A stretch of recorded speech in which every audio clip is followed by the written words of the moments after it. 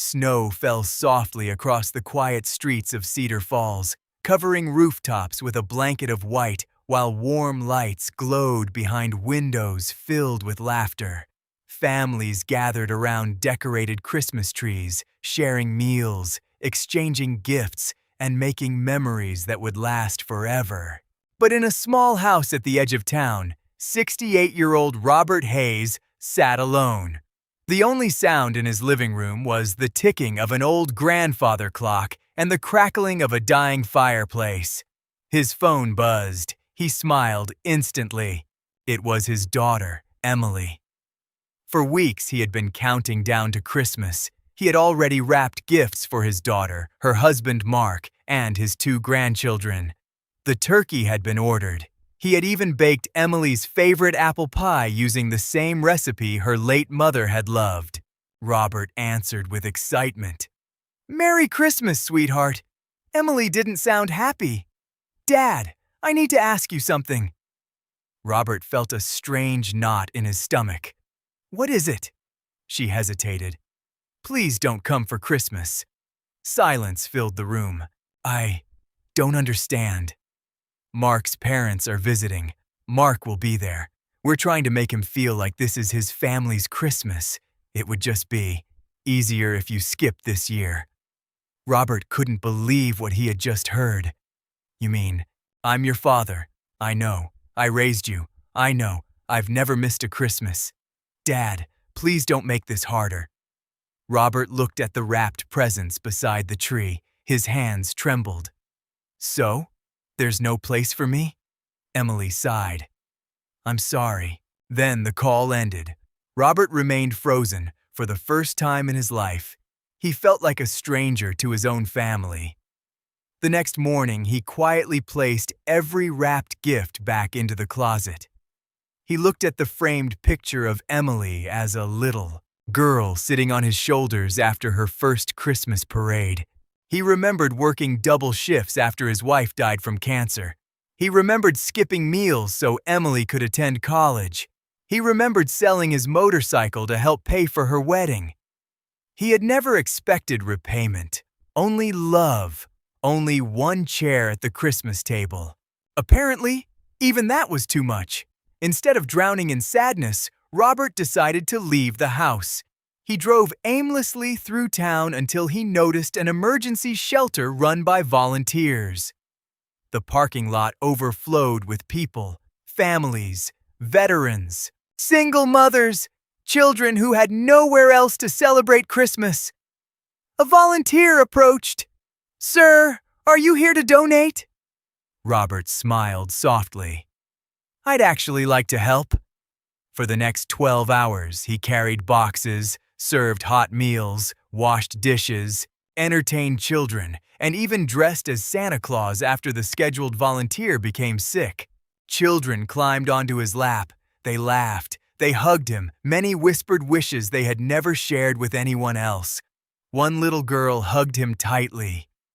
"I wish Grandpa was still alive." Robert almost cried. Instead, he hugged her back. "So do I, sweetheart." Late that evening, the shelter director thanked him. "You saved Christmas for dozens of families today." Robert simply smiled. "I think they saved mine." Before leaving, he quietly wrote a check. It was nearly every dollar he had in savings. The shelter director stared in disbelief. "Sir, are you sure?" Robert nodded. "My family didn't need it. Yours does." Unknown to Robert, one of the volunteers happened to be a local television producer. She had watched him work without taking a single break. She listened as veterans thanked him. She saw children refusing to let Santa leave. She interviewed Robert briefly. "What made you spend Christmas here?" Robert smiled gently. "Sometimes the people who need family the most aren't related to you." The producer uploaded the story online. By midnight, millions had watched it. The headlines spread everywhere. Lonely grandfather rejected by family spends Christmas, saving hundreds of strangers. Social media exploded. People from across America praised the humble old man. Veterans thanked him. Parents cried watching the interview. Charities offered support.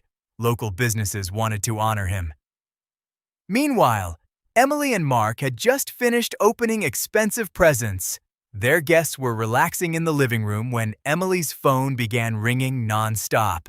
Friends, neighbors, co-workers, her boss, even distant relatives. Everyone asked the same question. "Is that your father on television?" Confused, Emily turned on the news. There he was, her father, still wearing the Santa suit, surrounded by smiling children. The reporter shared his story. Without mentioning names, Robert simply said, "My daughter has her own family now. I hope she's happy." Emily felt her heart shatter. She suddenly remembered every sacrifice he had made, every birthday, every school play, every night he stayed awake while she was sick, every dream he gave up for hers. She realized something horrible. She hadn't simply forgotten to invite him. She had replaced him. Then came the moment that changed everything. The news reporter announced that generous viewers had donated over $3 million to expand the shelter. Several donors specifically requested that Robert become the director of a new nationwide charity helping lonely senior citizens.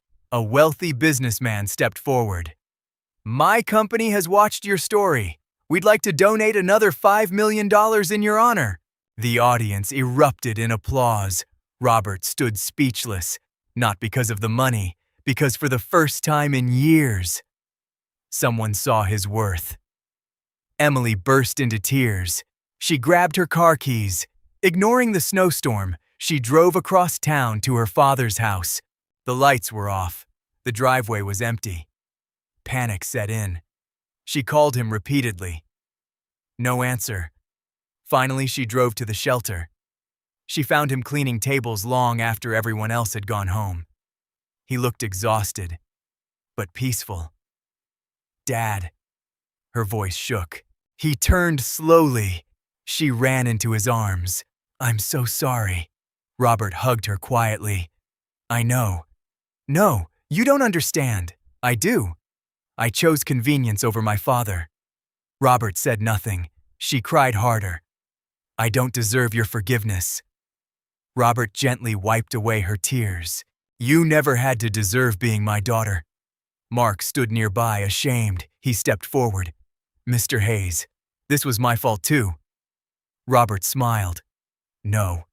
Mark looked surprised. "You didn't make the decision." Emily lowered her head. She knew he was right. Karma wasn't revenge. It was truth. It simply revealed every choice people tried to hide. Over the following months, Emily changed completely. She visited her father every weekend. She involved him in every family celebration. The grandchildren spent entire summers with Grandpa Robert, learning kindness, generosity, and humility. Mark eventually admitted that he had been jealous of the close bond between father and daughter. Instead of pushing Robert away, he chose to become part of the family. Robert accepted the role leading the charity for lonely seniors. The shelter expanded into multiple cities. Thousands of elderly people who had been forgotten by their own families finally found friendship, purpose, and hope. Every Christmas, Robert hosted a massive community dinner where no one was allowed to spend the holiday alone. The dining hall became known as the family table. There were no invitations, no conditions. No one was told they didn't belong. Years later, when people asked Robert what the greatest Christmas gift of his life had been, they expected him to mention the charity or the millions donated. Instead, he smiled. The greatest gift wasn't the money. It was learning that kindness never stays unnoticed. You may be rejected by people, but you are never forgotten by God, because karma has a remarkable way of finding every heart. Those who abandon love eventually face the emptiness they created. Those who choose compassion receive blessings they never expected. Robert lost a seat at one Christmas table, only to gain a place in the hearts of millions. And that is the beautiful truth about karma. It may arrive quietly, it may take time, but in the end, it always knows the right address.